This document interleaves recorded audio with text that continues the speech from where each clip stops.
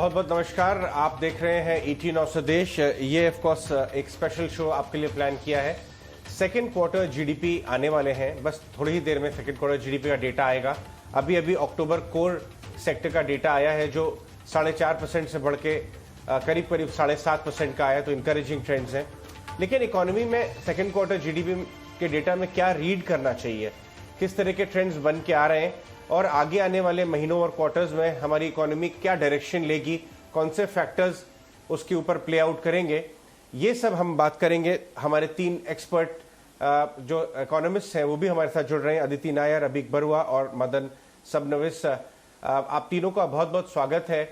अदिति, चलिए मैं आपसे शुरुआत करूंगा, लेडीज फर्स्ट, कि आपका खुद का क्या सेकेंड क्वार्टर जीडीपी का एस्टिमेट है और उसमें से सबसे बड़ी बात यह है कि कितना कंट्रीब्यूशन लो बेस का आएगा और कितना कंट्रीब्यूशन एक्चुअल ग्रोथ का उस रीडिंग के अंदर आएगा।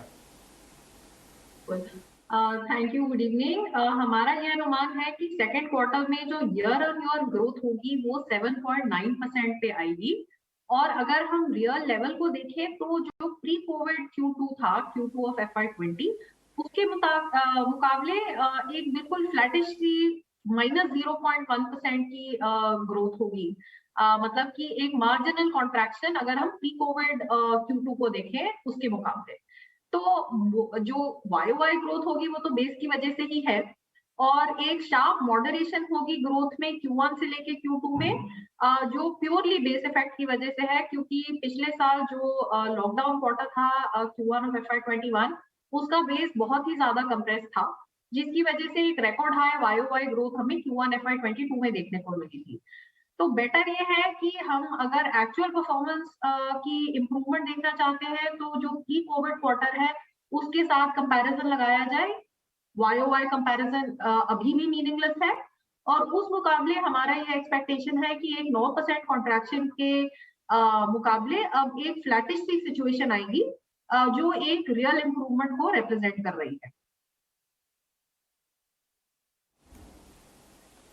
चलिए, जैसा भी हम बात कर रहे थे, डेटा आ भी गया है। 8.4% आया है डेटा सेकेंड क्वार्टर का। मोटा माटी एस्टिमेट 8 के अपवर्ड्स ही था, किसी भी इकोनॉमिस्ट से आप बात करें तो 8.4% आया। चलिए एक एक रिएक्शन ले लेते हैं मदन जी से एंड अबीक से भी। Abhik, good evening to you as well.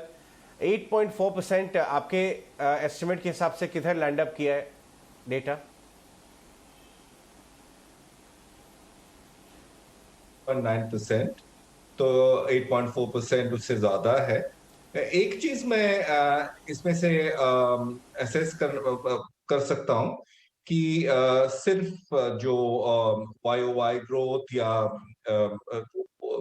Base effect का जो असर है, उसके अलावा एक सीक्वेंशियल ग्रोथ काफी मतलब क्वार्टर से क्वार्टर, फर्स्ट क्वार्टर से सेकंड क्वार्टर सीक्वेंशियल ग्रोथ काफी एग्रेसिव रहा होगा। और एक दो क्षेत्र जैसे कि मैन्युफैक्चरिंग सर्विसेज में जो रीओपनिंग हुआ था सेमी लॉकडाउन के बाद, उसका एक बहुत बड़ा असर हुआ है।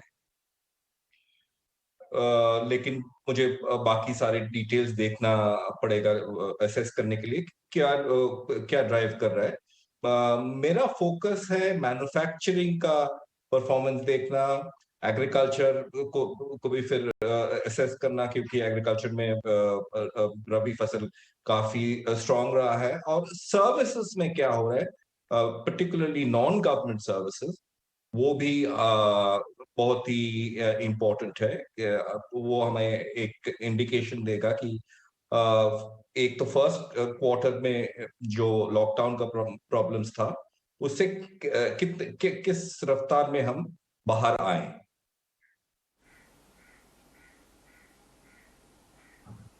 Sure, fair point. आप 2 मिनट आप डिटेल्स को देख सकते हैं, तब तक मदन से भी हम इनिशियल रिएक्शन लेते हैं। मदन, 8.4%, और जैसे कि अबीक भी बोल रहे थे कि इसके अंदर उनका ये एस्टिमेट है कि सिक्वेंशियल इंप्रूवमेंट काफी स्टेडी है। आपका क्या रीडिंग है 8.4% आप वर्सेस आपका क्या रीडिंग था इस पे लैंड अप करने का, और आपके हिसाब से इसका इंग्रेडिएंट्स क्या हुआ होगा? जैसे कि अदिति और अभी बात कर रहे थे, मुझे ये मौका मिला था नंबर्स को देखने में, और ये 8.4% जो आया है, this corresponds to a GDP number of 35.73 lakh crore. और ये काफी इम्प्रेसिव है क्योंकि पिछले साल में देयर वाज अ डिक्लाइन। लेकिन अगर हम 1920 पे कंपेयर करेंगे सेकंड क्वार्टर पे, the increase is very much marginal. तो जैसे कि हम सारे सेक्टर्स, सब सेक्टर्स के ग्रोथ रेट्स देखते हैं, सब काफी इम्प्रेसिव है। जैसे कि 4.5, 4.5, एग्रीकल्चर का, मैन्युफैक्चरिंग का 5.5, सर्विसेज का भी सब अच्छे नंबर है। लेकिन ये पता चलता है कि अगर हम प्री कोविड के टाइम पे कंपेयर करेंगे तो there has not been that kind of a major improvement. लेकिन जैसे कि हमने देखा है कि फेस्टिवल सीजन में, जैसे अक्टूबर और नवंबर में, we have seen a lot of consumer spending going on. और इसके प्रिपरेशन में जो हमने देखा था कि आईआईपी ग्रोथ या सर्टेन सेगमेंट्स जो मैन्युफैक्चरिंग इंडेक्स में चलता है, that has been fairly impressive. तो जिस प्रकार से मैं देख रहा हूँ ये नंबर्स को, ऐसा लगता है कि इन नंबर्स पे ज्यादा फोकस नहीं करना चाहिए, क्योंकि ये बेस इफेक्ट तो जरूर आया है। और जैसे मैंने बोला कि अगर 1920 से कंपेयर करेंगे तो the growth doesn't seem to be impressive. लेकिन जो भी हमें जो फास्ट इंडिकेटर्स जो हम देखते रहे, हाई फ्रीक्वेंसी इंडिकेटर्स जैसे पीएमआई, टैक्स कलेक्शंस, अक्टूबर में जो हम देखा था, that has been very impressive. और ऐसा लगता है कि नवंबर में भी ये हाई फ्रीक्वेंसी डेटा काफी इम्प्रेसिव रहेगा, क्योंकि सर्विसेज सेक्टर भी खुल गए हैं। और इसका मतलब ये है कि हम we can continue to see better growth rates coming through. लेकिन काफी एक ही क्वालिफिकेशन है, क्योंकि ये कोविड का जो तीसरा वेव जो लोग बोल रहे हैं, that is something which can come in the way of progress. क्योंकि अभी भी हमने देखा है कि हमारा सरकार ने ये अनाउंस किया है कि 15 तारीख से सारे इंटरनेशनल फ्लाइट शुरू होंगे, लेकिन अभी बोल रहे हैं कि वो रिकंसिडर करेंगे, क्योंकि ये नया स्ट्रेन जो आया है, will that lead to further any kind of restrictions, any more lockdowns? इसको नहीं कह सकते हैं। So I think this has been a dampener. नहीं तो ऐसे लग रहा था कि इस क्वार्टर के बाद the Indian economy will definitely accelerate and the numbers will continue to be good.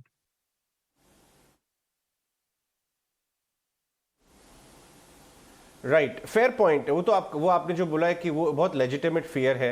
In fact अपने व्यूअर्स के लिए एक बार इंटरनल्स को दोबारा रीड आउट कर देते हैं।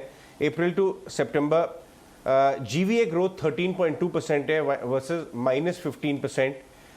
कुछ और इंग्रेडिएंट्स की बात करें तो कंस्ट्रक्शन सेक्टर में 7.5% की ग्रोथ हुई है, ये भी 7.25% नेगेटिव था last time. Manufacturing 5.5% growth versus -1.5%। Mining 15.4% growth versus -6.5%। Farm sector 4.5%। So ये सारे इंटरनल्स आए। अदिति, आपके पास वापस आता हूँ, आपने भी डेटा और इंटरनल्स देख लिए होंगे अभी तक। देखिए, ये एक जो सेकंड क्वार्टर जीडीपी है, वो जैसे स्टॉक मार्केट्स में बोलते हैं कि एक सेकंड क्वार्टर के ओवरऑल अर्निंग्स हैं, ये बैकवर्ड लुकिंग डेटा है, but they are contributing to a full year number also. तो ये नंबर देखने के बाद और इंटरनल्स को देखने के बाद आपको फुल ईयर नंबर पे क्या विजिबिलिटी बन रही है? देखिए, जो नंबर है मेरे हिसाब से मेनली हमारे फोकस से ज्यादा इसलिए है क्योंकि एग्रीकल्चरल सेक्टर का, जैसे अभी आपने रीड आउट किया, वो नंबर हमारे फोकस से ऊपर है। हमें ये लगा था कि मॉनसून इस बार बहुत ही अनइवन थी, इस वजह से हमें बहुत ज्यादा एक्सपेक्टेशन नहीं थी कि एग्रीकल्चरल ग्रोथ मेंटेन हो पाएगी। We had expected a moderation in the pace of agricultural growth. But आपने अभी जो नंबर बोला पूरे फर्स्ट हाफ का 4.5%, दैट मीन्स की Q2 की ग्रोथ हमारे एक्सपेक्टेशन से ऊपर है एग्रीकल्चरल सेक्टर के। तो इस क्वार्टर के लिए non agricultural, non government services growth में क्या ट्रेंड हुआ है वो ही देखना सबसे इम्पोर्टेंट होगा, जैसे अभी मदन और अभी दोनों ने बोला। फुल ईयर के लिए देखिए, ये नंबर एक्सपेक्टेशन से स्लाइटली बेटर है, बहुत ज्यादा इम्प्रेसिव नहीं है। और अक्टूबर का मंथ के हाई फ्रीक्वेंसी इंडिकेटर्स डेफिनेटली काफी इंकरेजिंग थे। लेकिन अभी तक जो नवंबर का डेटा आया है वो बहुत ज्यादा कंक्लूसिव नहीं है, थोड़ा बहुत डल डेटा हमें कुछ इंडिकेटर्स में दिख रहा है। तो अभी जो कल के बाद और फुल मंथ का डेटा आएगा उसके बाद हम थोड़ा रीअसेस करेंगे कि नवंबर में जो मोमेंटम था वो कंटिन्यू हुआ कि थोड़ा बहुत हिल गया। और अब जो लेटेस्ट वेरिएंट कोविड-19 का सामने आया है अफ्रीका में, उसकी वजह से थोड़ा बहुत कॉशन तो वारंटेड है ही। तो एज ऑफ नाउ हम अपना पूरे साल का ग्रोथ एस्टिमेट को नहीं रिवाइज करेंगे। अभी तो 9% जो हमने पहले एक्सपेक्ट किया था हम उसी को होल्ड ऑन करेंगे। अगर ये जो नया वेरिएंट आया है उसकी वजह से बहुत ज्यादा रिस्ट्रिक्शंस किसी नई तरह के सामने नहीं आते हैं और एक्सपोर्ट्स का मोमेंटम जारी रहता है दिसंबर के महीने में भी, तब ही जाके हम थोड़ा अपवर्ड डिवीजन को कंसिडर करेंगे।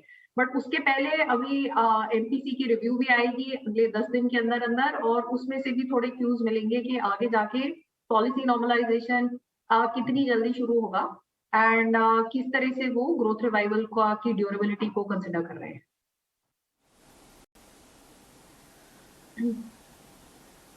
Fair point. अभी आप तो एक इतने लार्ज प्राइवेट सेक्टर बैंक को भी रिप्रेजेंट करते हैं, ऑन ग्राउंड आपको ये कैप्चर हो रहा है क्या? जो Q2 जीडीपी का जो इंटरनल्स है, क्या वही आपको ऑन ग्राउंड भी रिफ्लेक्ट करता हुआ नजर आता है?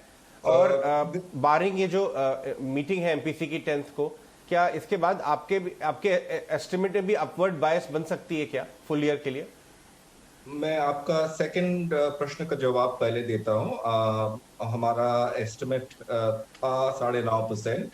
मुझे लग रहा है अगर ये ओमिक्रॉन या थर्ड वेव अगर ज्यादा विशस ना बने तो हमें हमारा एस्टिमेट रिवाइज करना पड़ेगा 10% के आसपास।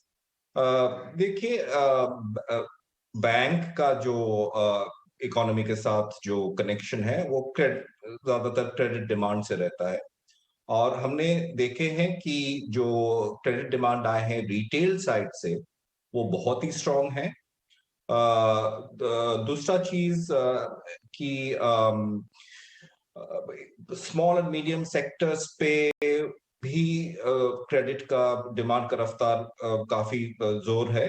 Large sectors, large companies performance wise अच्छे कर रहे हैं, लेकिन उनका उतना क्रेडिट एपेटाइट नहीं है क्योंकि उन लोग पहले ओवर बोरो किए थे, उन लोग डीलेवरेज कर रहे हैं, जीरो डेट कर रहे हैं। लेकिन क्रेडिट एनवायरनमेंट काफी इंप्रूव किए हैं, particularly on the retail side, जिसपे हमें थोड़ा सा शक था कि अगर ये रिटेल कलेक्शंस वगैरह में स्ट्रेस आएगा या नहीं, वो नहीं हो रहा है। और एक चीज तो हमें देखने मिल रहा है कि बहुत सारे हायरिंग हो रहा है 2-3 सेक्टर में, आईटी में, बीएफएसआई में, ये पूरे स्टार्टअप एनवायरनमेंट में, वो भी कंजम्पशन को बढ़ावा दे रहा है। लेकिन एक चीज, एक बड़ा मुद्दा है, ये जो रिकवरी हो रहा है इसमें वो अल्फाबेट का चक्कर पे हम लोग जाना पड़ेगा। ये वैसे तो रिकवरी का मोमेंटम काफी स्ट्रांग है, लेकिन शायद अनइवन रिकवरी हो रहा है। फॉर्मल सेक्टर, फॉर्मल एम्प्लॉयमेंट को ज्यादा बेनिफिट्स मिल रहे हैं ये रिकवरी का। और अगर आप if you go down the income ladder, demand tends to dry up, मतलब कि जो इम्प्रूवमेंट हमें देखने को मिल रहा है वो थोड़ा सा अनइक्वल है, और ये बड़ा मुद्दा बन सकता है 1-2 साल के बाद, क्योंकि अगर अनइक्वल ये रिकवरी होता है तो automatically it restricts the size of the market. लेकिन फॉर द नियर टर्म मुझे लग रहा है कि हमें एस्टिमेट्स रिवाइज अप करना पड़ेगा। और एक तो चीज है, हमें तो सबको ही पता है कि इतना बड़ा कॉन्ट्रैक्शन था पिछले साल पे कि प्री कोविड लेवल्स के आसपास पहुंचना ही एक चैलेंज है। तो जितने ज्यादा रफ्तार रहेगा ग्रोथ का, उतने जल्दी हम वो प्री कोविड लेवल्स पे एटलीस्ट पहुंच पाएंगे। और उसी पर्सपेक्टिव से मुझे लग रहा है ये काफी इंकरेजिंग है जो नंबर्स आए हैं।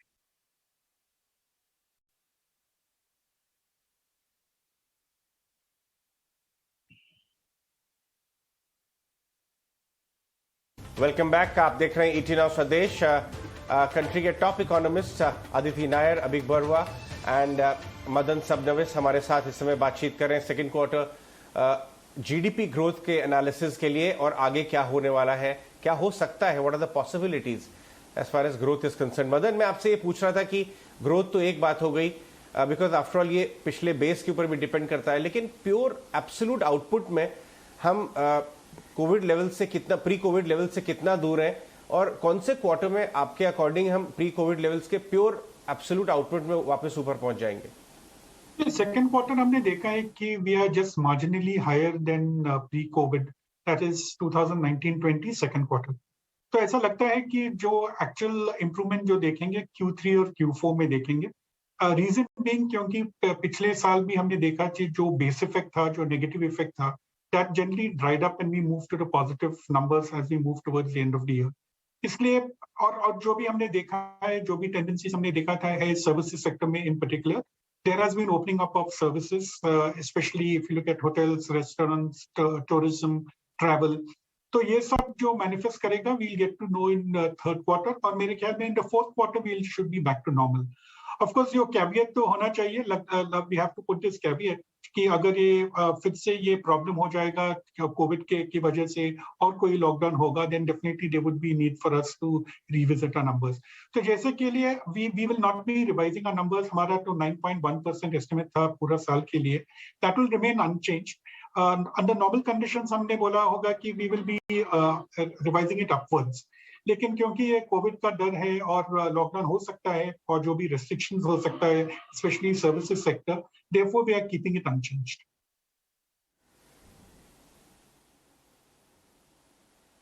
कुछ और डिटेल्स भी आ रहे हैं। पब्लिक एडमिनिस्ट्रेशन, डिफेंस सेक्टर में 17.5% growth, trade, hotel, transport, telecom में 8.2% ग्रोथ, कंस्ट्रक्शन तो हमने डिस्कस ही किया 7.5% ग्रोथ। जेंटलमैन, थोड़ा सा टिल्ट लेते हैं और बातचीत करते हैं कि इस बार एमपीसी की मीटिंग में क्या फोकस होगा। अगर एब्सोल्यूट नंबर में मार्जिनली ऊपर आ गए और ओवरऑल अजम्पशन ये है कि अगर इकोनॉमी वापस लॉकडाउन में नहीं जाती है, जो कि इस समय यहां पे सिटिंग है, डेटा ऑन द टेबल है कि लॉकडाउन प्रेफर नहीं किया जाएगा, तो यहां से किस ग्रोथ रेट से गैलप करेगी इकोनॉमी, या धीरे धीरे चलेगी? अभी आपका क्या व्यू है? एमपीसी इस समय, क्योंकि पहले भी उन्होंने, आरबीआई गवर्नर ने बहुत क्लियरली बोला था कि ग्लोब में कुछ भी हो, यूएस फेड में कुछ भी हो, यहां पे वो लोग टैंट्रम्स को नहीं देखेंगे, ग्लाइड पाथ को देखेंगे।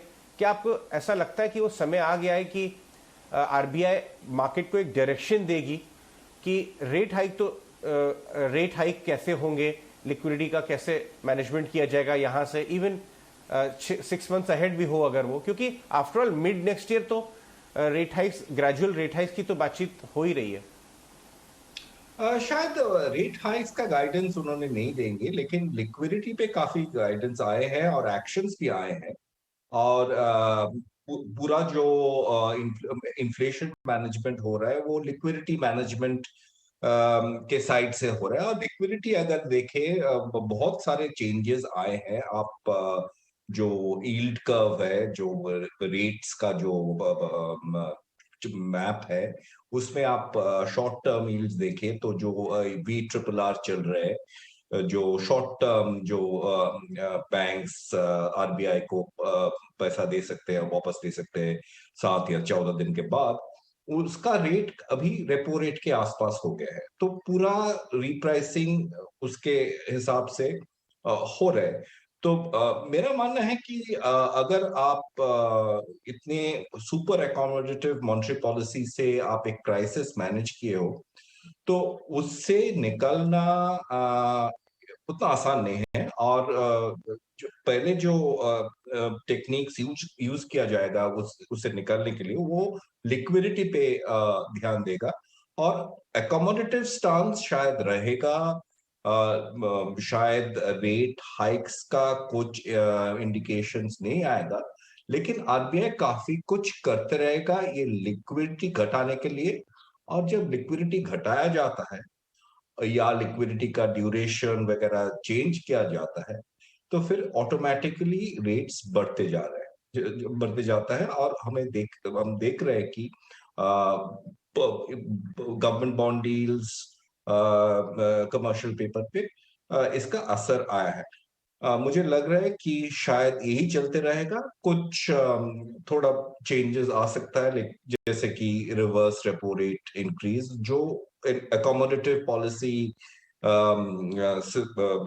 डिस्पेंसेशन में शायद आता है, और लिक्विडिटी हटाने का और सारे तरीके। लेकिन अगर आप एक्सपेक्ट करते हैं कि अभी वो उनका स्टांस पे कुछ एक्सप्लिसिट वो बताएंगे या रेट इंक्रीज के लिए कुछ गाइडेंस देंगे, शायद वो नहीं दे पाएंगे। और एक फर्क मुझे लगता है यूएस और हमारे में, कि आरबीआई को, जो अंग्रेजी में कहता है, हैवी लिफ्टिंग करना पड़ा है, क्योंकि हमारा फिस्कल स्टिमुलस उतना ज्यादा नहीं था। आप यूएस से कंपेयर करें तो यूएस लगभग 25% जीडीपी का फिस्कल सपोर्ट स्टिमुलस दिए थे, और हमारा 3.5% था। तो हमारा जो ग्रोथ इम्पल्सेस या ग्रोथ को वापस लाने का जो कोशिश था, वो मॉनेटरी पॉलिसी पे ज्यादातर निर्भर करता किया था। और हमारा monetary policy will tend to have a growth bias more than the Fed for some time to come. ये मुझे लग रहा है। तो राइट, वेरी क्विकली अदिति, आप एक कौन सी सबसे इंपॉर्टेंट बात ध्यान रखेंगी कमेंट्री में आरबीआई के इस बार? देखिए, मेरे हिसाब से ये स्टेटस को पॉलिसी होगी एमपीसी और आरबीआई दोनों की तरफ से in terms of the stance and the rates. लेकिन थोड़ी बहुत गाइडेंस अब शिफ्ट करी जाएगी कि अगले पॉलिसी में जो अकोमोडेटिव स्टांस है वो न्यूट्रल पे लाया जा सकता है। अभी भी थोड़ा कॉशन ड्यूरेबिलिटी और ग्रोथ पे देखने को मिलेगा, और साथ ही साथ जैसे अभी ने कहा कि लिक्विडिटी नॉर्मलाइजेशन तो अपने हिसाब से चलती ही रहेगी। तो कितना टोन चेंज होता है टू इंडिकेट कि कितना पास है हम पॉलिसी नॉर्मलाइजेशन के, मैं सबसे ज्यादा इसके लिए वॉच आउट करूंगी।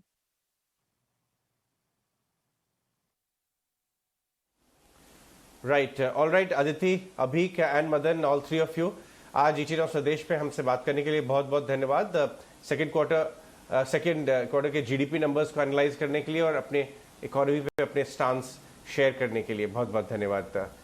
ईटी नाउ स्वदेश आप देखते रहिए और न्यूज और अपडेट्स का सिलसिला जारी रहेगा।